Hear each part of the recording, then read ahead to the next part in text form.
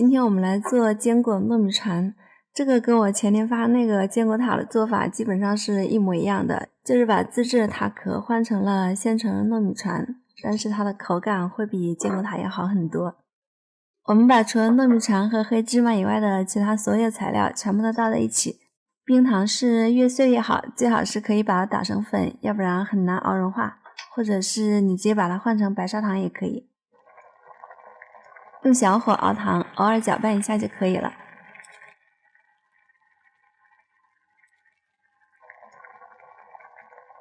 把糖浆熬到119度左右的时候，我们就可以关火了。把黑芝麻倒进去，搅拌均匀，然后趁热把它铺到糯米船上就可以了。如果后面还没有铺完，它就已经凝固了，可以用刀切。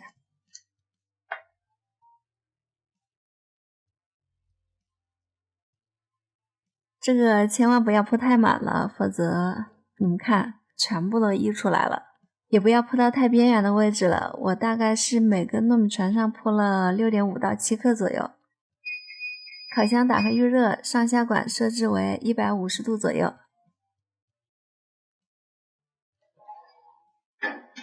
放到烤箱烘烤20分钟左右，温度是上下管150度左右。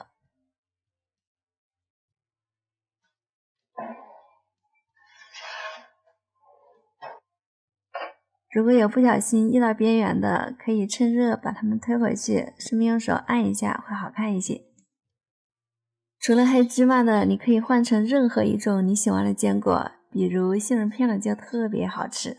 这个杏仁片也是放100克左右。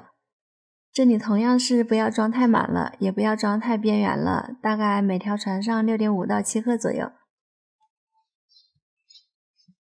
烤这个杏仁片呢，我把温度降低了5摄氏度左右，然后时间也是20分钟左右。你可以随时观察，先上色的可以先拿出来，没有上色的可以再继续烤。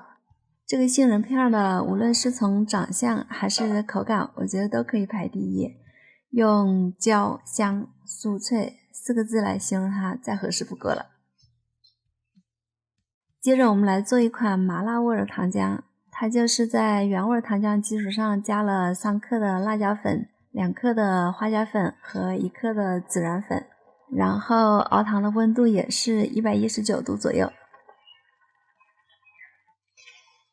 我们来做一个麻辣花生味的，这里的花生我放了150克左右，颗粒越大的坚果就要放的越多。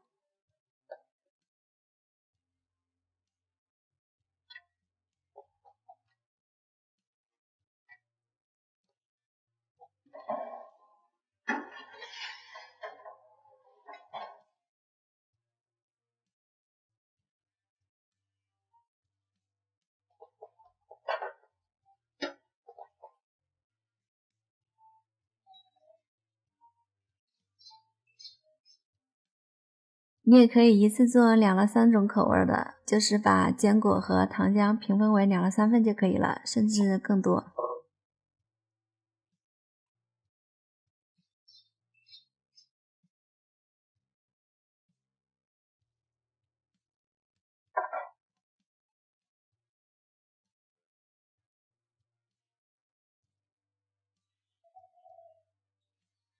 刚出炉趁热的时候也是很好吃的，由于糖浆还没有完全定型，所以掰开的时候还可以拉丝哦。等冷却了之后就是酥脆的。这个是综合坚果的，我放了大概180克左右。这个青豆的口感也还行，放了140克左右。黑白芝麻的、白芝麻的、